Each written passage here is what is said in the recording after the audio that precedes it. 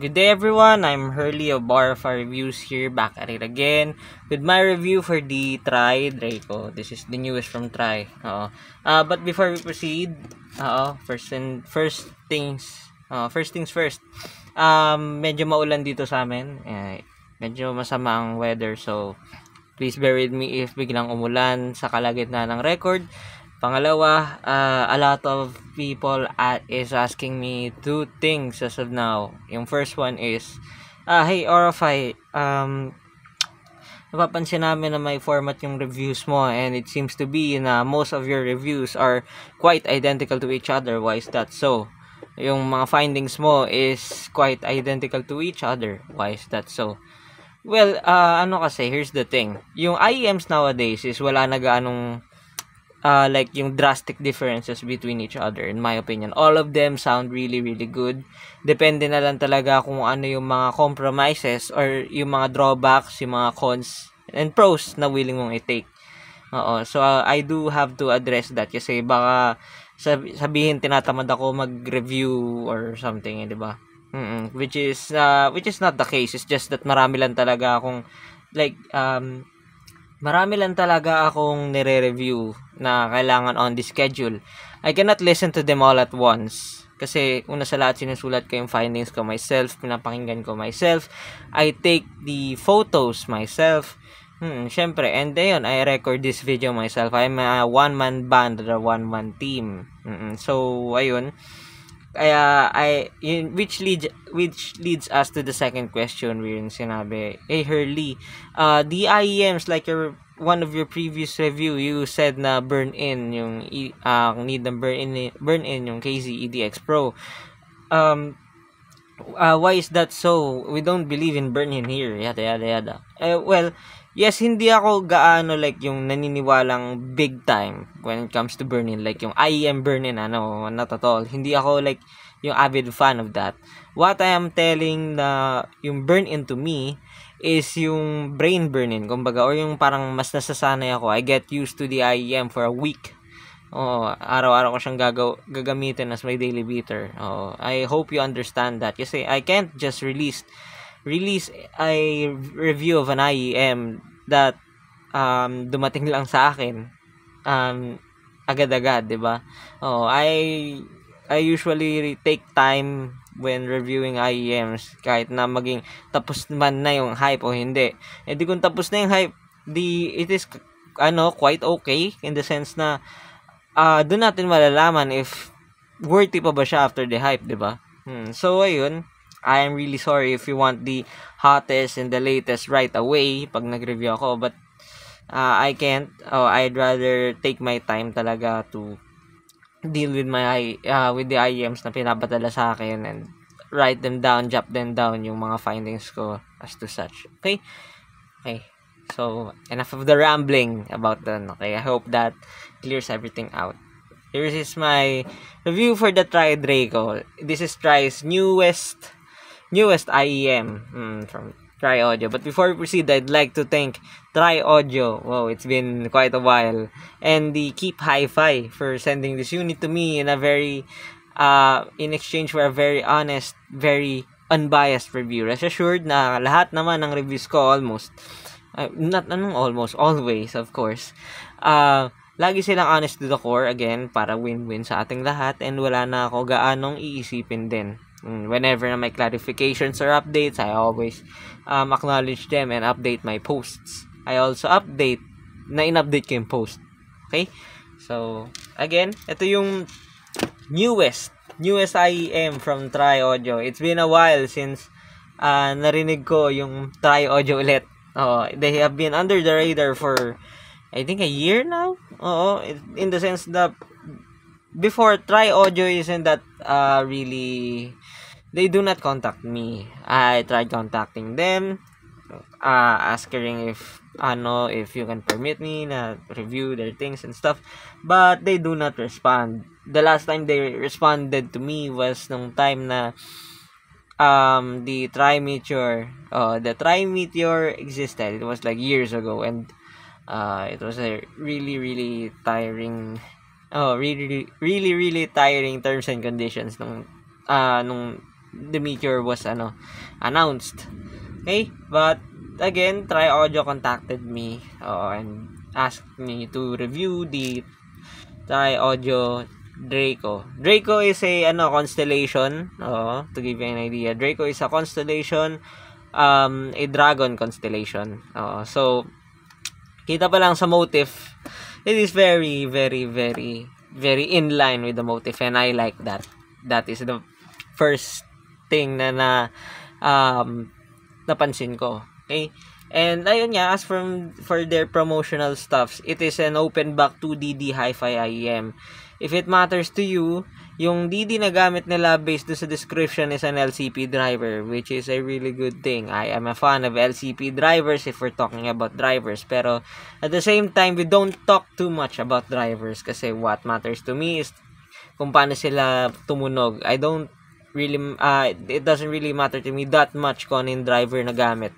As long as it sounds good, it sounds good. Okay? And then yung specifications niya, as you can see, it is a Tri Draco Silver, and yes, maganda yung pagkakagawa yun, Ano pala, it's a 6mm titanium plus 8mm LCP. See, it's something. It's something. Hindi lang siya purely titanium driver, hindi lang siya purely LCP. It's a mix of both. Ayan, OFC, SPC, yada, yada, yada. Yan, enough of the specifications. Here is the IEM itself. Diba? Ganda, well done. This is all metal, and at the same time, magaan siya, very light sa tenga, very comfortable, walang vacuum effect. Pinakita ko pa lang muna, but papakita ko muna sa inyo yung inclusions, diba? Hard case. By the way, this is like $60, I believe, dun sa website ng Keep Hi-Fi. $60 siya. So, around 3,000 tops. Just in the right amount, right ballpark wherein marami nagko-compete sa price na to. Okay? And here are the ear tips. Diba? Jam-packed yung ear tips. Very, very generous. So, meron siyang narrow ear tips. Meron din siyang wide. And at the same time, they're Tri-Clarion ear tips. A good friend of mine, OB Audio, always raved about these ear tips. And yes, I do agree that this is a really good ear tips in the sense na may opening niya, diba? It is very wide yung opening niya. Very, very wide yung opening niya. At the same time, it is very soft and comfortable. And direkta talaga sa eardrums mo. Which is a really, really good thing sa ear tips na to. So, ayun yung pinaka nagustuhan ko sa kanyang highlights. Okay? So, ayan yung parang yung parang pinaka-accessories niya. It is very generous in my opinion sa $60. May mga $60 IEMs nga na, I won't be calling names, na wala ganong ear tips or one set lang ear tips. And that's kind of sad sa price na yun. So, well, it is what it is. Yan yung kasamang ear tips. And yun, here's the IEM itself. Again, very, very elegant. And yes, kita nyo yan. Yung vent na yan. Actually, itong buong na to is vent.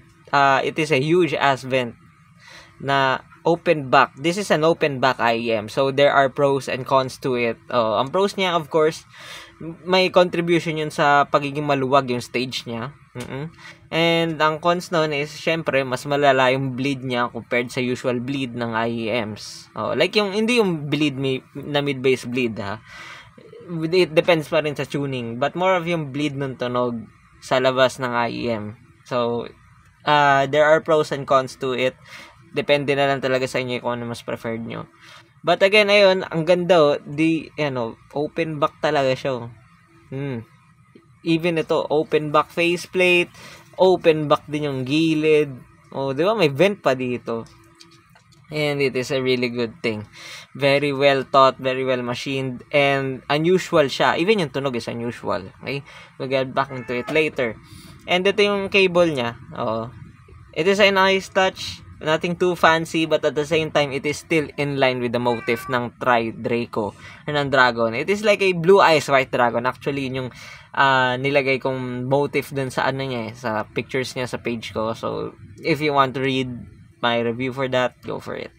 Ayan, diba? But even yung yung markings niya, yung red and blue markings niya, hindi lang siya like yung pinate na blue at red. Meron talaga siyang dedicated na butas for it.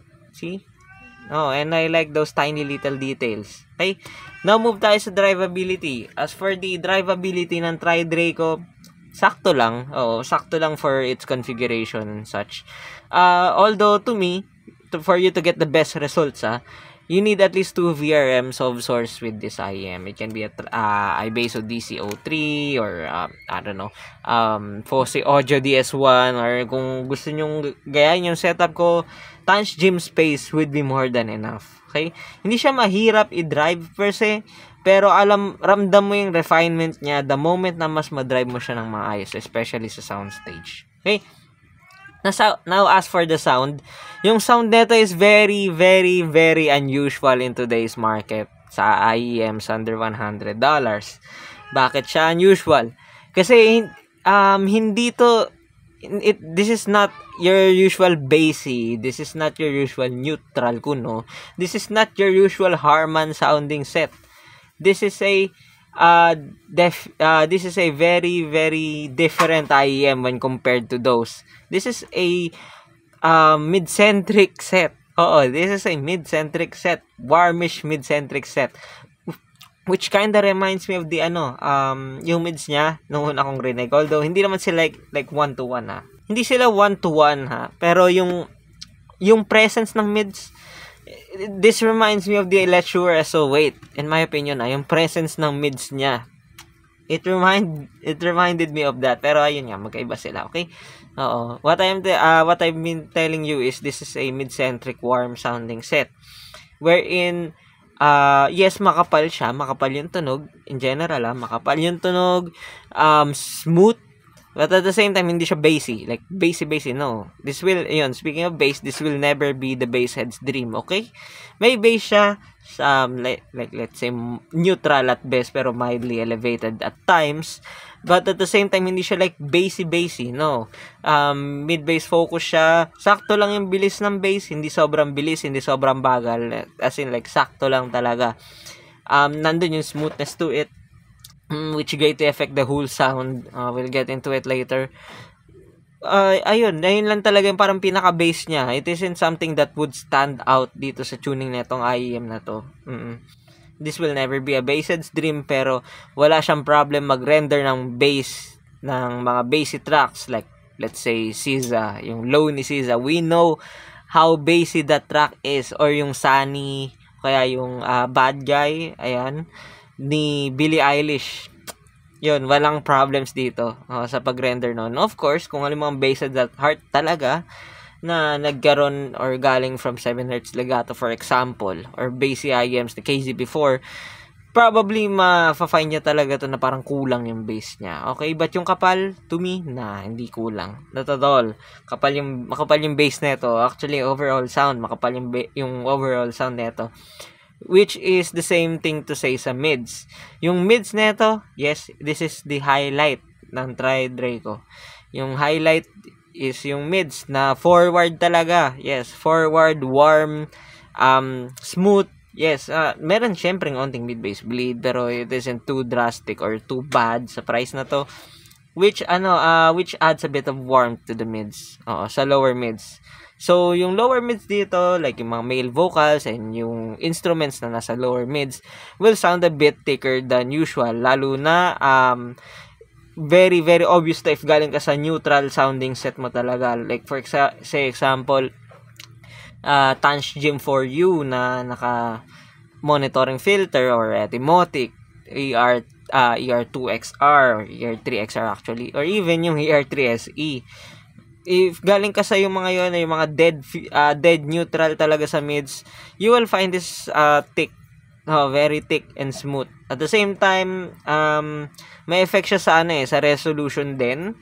Oo, kasi syempre, dahil smoothened out siya, wala siya gaano nung details na like, if galing ka sa very detailed set, is probably masasabi mo parang blunted. It also carries dun sa other frequencies niya, other regions, pero i-discuss ko pa yun mamaya. So, ayun. Kahit na ganun yung tuning ng mids niya, which is smooth, warm, thick, it also means na yung upper mids niya is, smooth, warm, and yes, thicker than usual, pero not too thick. And nandun pa rin yung clarity, nandun pa rin yung spark. Clarity lang at best, okay? Yung sparkle and air niya, it isn't much. Sa tenga ko, I find it a bit lacking. Yung presence, but it's just me. Nasanay ako sa neutral sets na slightly leaning sa coldish side of the spectrum. Pero ayun nga, yung upper mids nito, it is very smooth. Wala kang magiging problema no matter how you crank it dito sa upper mids nito. Wala kang magiging problemang sibilance, harshness, peaks na. Wala. Very recommendable. Straight A recommendable. Even sa mga yung very sensitive yung tenga sa treble. This has it. Maganda to. Maganda to for them. They will like this unless nang super bass head fan sila, but they will definitely like this. Okay? Now as for the treble, yung treble neto, it is all right. Sabihin na natin, sige, naturally extended, pero to me it is hindi siya gana extended. It doesn't have the it doesn't have the sparkle and the extension na gusto ko. But at the same time kasi, mataas yung tolerance ko sa treble. So, I do understand na baka nga talaga makulangan ako. Pero nung pinatry ko naman to sa isa kong tropa, sabi niya sakto lang naman daw. Wala naman, hindi naman siya sobrang kulang talaga sa tenga niya. Kasi yung tenga niya sensitive din sa upper frequencies. So, sa kanya sakto lang, kulang lang, and okay, perfect. Okay, so wala kang problem doon. Sa detail retrieval, may details naman, yes.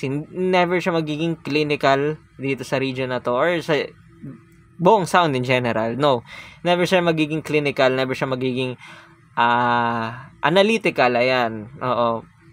Andun yung details, but this will never be that. Maganda yung resolution. Sakto lang sa price niya. So, ayan, average at best. That's all I can say. It doesn't mean na it is bad. Ibig sabihin nun, sulit siya sa price kasi na-achieve niya yun, di ba? So, punta tayo sa technicalities. Ito yung second highlight ng Tri-Draco that I really, really love. Kasi, paano ko ba sasabihin to? Out of all ng IEMs na na-audition ko sabihin na natin, under 100 USD or 5,000 pesos. This is one of those na very immersive talaga yung soundstage. So, dun siya bumawi. So, itong all of these vents and faceplate na puro butas that you can see is not just a gimmick at all, or hindi lang siya display. It does work. Okay? Malawak yung soundstage niya and very, very immersive. Nagkaroon pa nga ako one time ng illusion na parang closed headphones. Yun, parang ganun yung type niya. So, medyo out of your head siya, but syempre, hindi siya katulad ng HG600 or HG800 na parang wala kang suot talaga in terms of soundstage, okay? Don't get me wrong. Pero for an IEM na we've been dealing with the physics sa IEM na to, na IEMs don't have the soundstage na katulad ng headphones, of course, kasi pinapasok sa tenga. This has it. This has the soundstage na wide talaga and expansive. But then again, ang drawback nun, of course, syempre, maano din yung bleed niya, okay? May bleed talaga. There will be a bleed. And it will be very evident, lalo na pag nakasakay ka sa mga closed vehicles. Like, for example, sa car, like LRT, MRT, trains, buses. It will be very evident. Oo. Okay? Now, punta tayo sa separation, layering, and imaging. In a nutshell, yung tatlong yun dito sa IEM na to is average. Again, it is not a bad thing sa price na to. Ibig sabihin, nakapag-comply sila or na-deliver nila yung best nila sa price nila. Okay? So, it is average. Yes, average at best. May times, lalo na pag sobrang sobrang busy ng trucks talaga and passages. It will be a slight mismatch or magkakaroon ng slight congestion doon sa truck na yon, but it is an ideal breaker for me. Again, we're talking about 3,000 pesos dito. Okay, so kanino natin siya pwedeng i-compare? Well, sa price niya, there are very, very many kakompetensya na pwede kong i-compare, pero yung mga na-try ko pa lang yung pwede kong i-compare, or yung mga remarkable na na-try ko at least. First and foremost na dyan is yung EPCQ1 Pro. Okay, yung EPCQ1 Pro is a bit more crispier, U-shaped, but still warm sounding. Yun talaga yung real definition ng Harman. Harman, dead Harman. Ayun talaga. It is not the Truth Ear Zero Blue. Yan, no. It's been a while since no audition ko yun. And yeah, no, it is not that the Harman. Ang pinaka-Harman sa Harman talaga is yung EPCQ1 Pro to my ears. Again, to my ears. So, pag kinumpare mo siya dito, yun talaga is mas fun sounding, okay? Mas may sparkle yung upper mids niya, yung treble niya as well. But at the same time, mas may peaks din yun. Mas prone siya sa peaks, lalo na pag yung very sibilant prone track yung nilagay mo. Oh boy, it will be a magkakaroon talaga siya ng prone sa sibilance. Unlike neto talaga, no matter how you crank the volume, even though I don't see a point on why you would crank the tri-Draco, kasi madali naman siya ma-drive, may benefits nga lang pag mas maayos yung source. Oo, sa volume ko sa Tanch Gym Space, this is around 18 over 100. Ang usual volumes ko sa IEMs is around 16, 14. So, it isn't much. Sakto lang. Pero, ayun nga, balik tayo sa topic. Hindi mo siya need na i-crank ng talaga. And kahit i-crank mo man, wala siyang abnormal sibilance to me. Okay?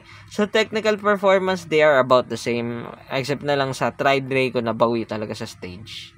But then, again, yung EPCQ1 Pro is bawi naman sa detail retrieval kasi mas crispy siya, mas sparkly siya, at the same time, mas, alam mo yun, hindi blunted yung ends ng details. So, rinig mo talaga. Okay? Now, punta tayo sa next na ko-compare, yung SIMGOT EW200. They are the complete opposite sides. They are polar opposites. Si SIMGOT EW200 is a warm, no, hindi naman siya warm sakto lang. Mas more of pa nga U-shaped bright siya when compared sa tri-Draco. And ayun, wide yung stage niya, but hindi siya kasing immersive ng tri-Draco. Bright siya and prone sa peaks, unlike ng tri-Draco. Okay, so may doon, nag-give and take, or parang anong tawag doon, they are trading blows, yun yung tamang term. Okay, now punta tayo next sa ano bang pwedeng next dyan. I believe yung yung SIMGOT EA500LM, sige, which is pa rin, like under 4,000 pesos pa rin. Ayan, sige, kasi 3,000 pesos to di ba? $60, ayun, $80 tops ata, or $70.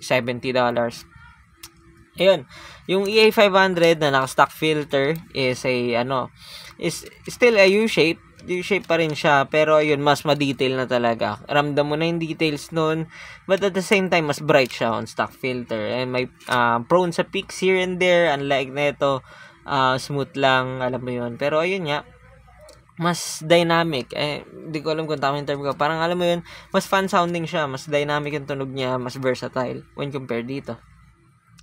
Yung next natin i-compare is yung Tangsu Zuan NV. Yung Tangsu Zuan NV is a medyo similar sila actually, na makapal yung tunog, the warm, but at the same time, mas pronounced yung neto, yung mids, mas forward yung mids, which I really like. Mas mahirap rin ma-drive yung Zuan NV when compared, and at the same time, yung technical performance niya, lalo sa soundstage, is a bit inferior when compared dito. To my ears kasi immersive na yung soundstage neto. Of course, it is obvious naman na talaga. 'Di ba? Kaya ayun, to me, kung halimbawang naghanap kayo ng better values between the two, I'd prefer these. Lalo na mas less fragile din yung build quality neto. Okay? So, ano pa bang pwedeng i-compare? I believe yun yung parang medyo sa price niya, within sa price. Okay, sige. Bigyan natin yung Tanch Gym for You. Yung tsaka sige, Twistura D Major din, sige Dan, nabanggit ko na din yun Yung Tanch Gym for You na naka-monitoring mode, naka-monitoring mode talaga yung Tanch Gym for You ko, kasi yun lang yung way para maiba naman yung IEM na yun. Yung tunog niya sa ibang filters hindi naman siya naiiba sa mga ibang nirelease din na IEMs lately. So, ayun yung parang pinakakaiba talaga. Pinaka-monitoring mode and touch dim filter. Yun talaga, it is definitely mas manipis, flat, mas less colored. Pero yun, may sub-bass roll-off kasi yun. And compared sa Tri-Draco, yung niya, yung yun, pareho silang yung vocal, yung forward or colored ng konti, yung vocals, which is can be a good or a bad thing, depende sa pakikinig. Yung technical performance is definitely mas better sa Tri-Draco when we're talking about the sound stage. Yung imaging and separation, layering, they are more or less the same. Slightly mas better lang or mas masinsin lang yung Touch Dim for You dun. Okay? Sa Textura D major naman na naka-stock filter, it is bright. Definitely polar opposite again. Bright yun. Okay? Literal na flat yung niya, yung bass. Yung mids niya clear as day. Flat din, neutral din. Tapos yung treble niya, it is well extended. Yun yung bump and yun yung my energy. Yung technical performance niya, again, bawi na naman tong Tri-Audio doon sa soundstage. Oo. Pero the rest, they are more or less. No, hindi siya more or less the same. Mas better actually and mas malinis yung sa, yung sa Textura D major. Okay? Sige, salin na natin yung RA15. Total nandun na din eh. Yung RA15 sa stock din, it is a U-shape energetic bright. Compare dito. Ito kasi, again, this is a mid-centric warm set. Na smooth lang, wala ganong details, pang chill-chill lang. Okay? Yun talaga, energetic yung treble niya. There's no way na parang like, kaya mo siyang i-tone down unless na lang mag-excessive modding ka. Kasi kahit sa, niya, sa treble, sa yung isang filter niya, napapalitan kasi yung filter nun, di ba? Din, still the same, may brightness pa rin to it. Okay? Tapos, yung technical performance niya, it's a masterpiece dun sa RA15 when compared dito. Except na lang sa soundstage. Again, yung soundstage talaga yung nag-iiba sa kanila sa mga IEMs na to kasi this is an open back. So, mas immersive talaga to. Okay. So, anong verdict ko sa Tri-Audio? Draco. Okay. Yung Tri-Audio Draco, it is a very good refresh or very good banger for Tri-Audio to be back on the radar. It has been a while since nung nabalitaan ko ang Tri-Audio. Oo. Actually, yung pinaka in-person ko pang ang balita dyan is yung Tri-Meteor pa and yung Tri-RE3. Tri-RE3 Mark 1 or Mark 2 yating natatandaan ko na audition ko personally. Hindi ko siya ni-review kasi I did not had the time to do so nung time na yon. Okay, so yes, very good banger itong Tri-Draco when it comes dun sa pagbalik nila sa audiophile scene or sa radar ulit. Kasi sobrang generous ng pagbalik nila. 3 sets ng ear tips, hard case, magandang build quality, magandang cable, magandang motif, interesting configuration, 'di ba? For $60, it is quite very very competent dun sa region na 'yon. And I love it. And I really love it kasi as per chine-check ko yung yung mga forums about Tri-Audio lately or yung nung mga huli, most people are sabihin na natin wishy-washy when it comes to their brands, lalo na yung Starsea yata, I believe people did not like that as much. Ako, nung na-audition ko, it's alright, pero alam mo yun, hindi ko siya like yung parang i-recommend ko right away. Kasi sa tanda ko parang may hindi yata inconsistent yung tunog ng left at right nun yung sa na-audition ko. But I am happy to report you na back on the track na again, ang Tri-Draco. Ito, this time, I can really recommend this. Lalo na, alam mo yun, dati, sige, bigyan ko kayong mini, what do you call this, mini backstory. Nung bata ako, bata pa naman talaga ako nung 2016. I love the mid-centric sound so well. I love that. Vocal forward, mid-centric. I love that. Ayun, up to the point na naghanap talaga ako ng IEM noon na mura na mid-centric. But, sadly, wala gana noon. So, ngayon na, naalala ko yung pagkabata ako sa hobby. Naalala ko sa Tri-Day ko. So, very recommended ko if you're looking for a mid-centric set na unusual yung tunog, yung motif niya, na ayaw mo, open back. Na gusto mo chill lang, hindi ka nitpicky sa details. So, yung kailangan gusto mo nitty-gritty talaga. If hindi mo naman need doon, the Tri-Day ko has it for you. Talaga. This is a good set, 3,000 pesos. Definitely one of the hindi naman best but better IEM sa price na to, under 5,000 pesos. Na narinig ko and na-review ko. Okay? Well recommended. Ganda ng Tri-Audio. Yan, 'di ba?